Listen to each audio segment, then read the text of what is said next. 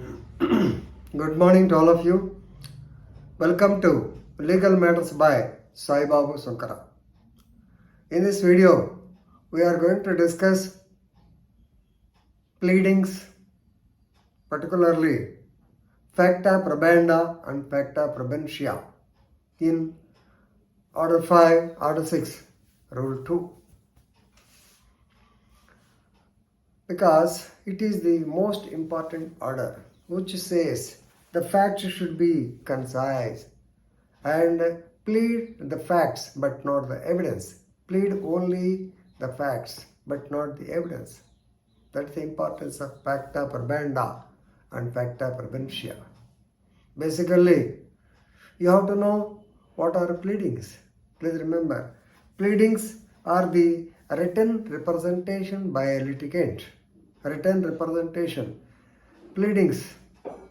Maybe the plaintiff, maybe in the plaint or maybe in the written statement, pleadings will be there. Both the plaint and written statement, they include the so-called pleadings. Pleadings are the written representations by a litigant in a lawsuit, setting forth the facts upon which he claims the legal remedy, legal relief, or in the written statement where he challenges the relief of his client. This is the statement. This is the definition given by Mogha. Mogha's definition is like this. So please remember, a pleading includes claims and counterclaims. So the pleading should state only the facts but not the evidence. Rule number 2 deals with the two important Latin words, facta probanda and facta probentia. So don't get confused.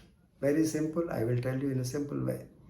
Facta probanda means simply remember they are the material facts, or they are facts which are to be proved. The facts which are to be proved. And what is facta probentia?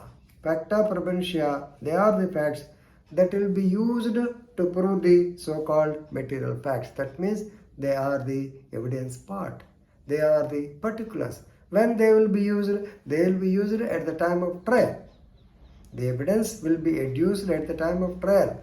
So basically, according to Rule 2 of Order 6, you please give the only facts, material facts, facta probanda, but not facta probentia.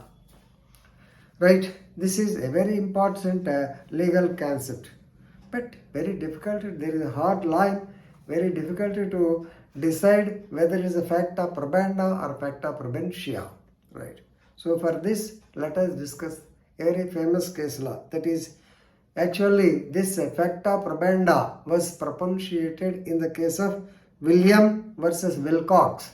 William versus Wilcox, 112 ER 857 by Chief Justice Lord Denman.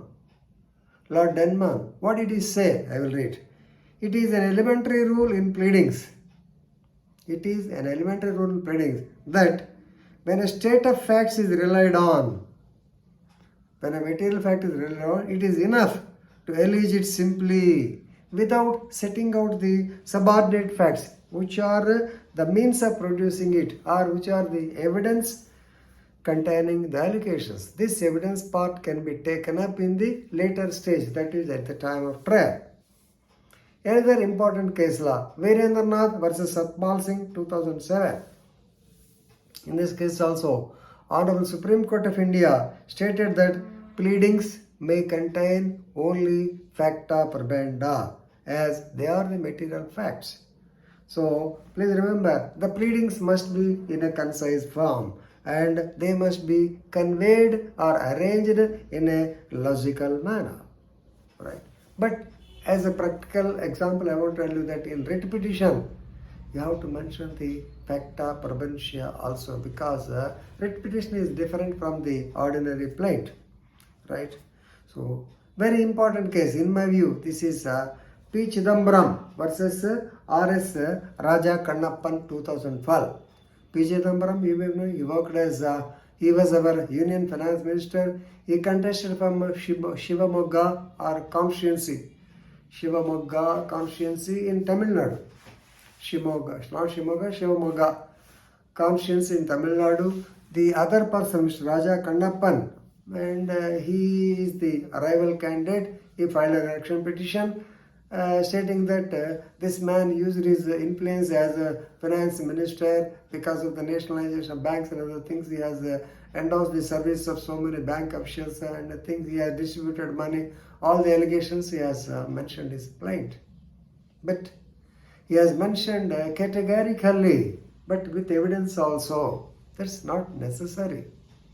And our friend, our election is Chidambaram, appellant sir, Chidambaram sir, he stated the pleadings should be rejected under Order 7, Rule 16.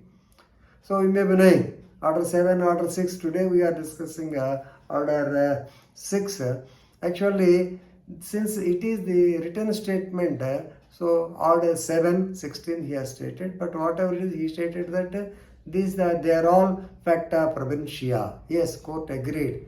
So only facta probenda should be taken into consideration. I think by now, with these two examples and also the English case law, William versus Wilcox, you understood what is facta probenda and facta probentia. I will explain in detail in class also. Facta probenda means material facts. Facta probentia means the relevant facts or the evidence part. So evidence part is not necessary. Court will look into the evidence. Okay. With this, I am concluding. Thank you.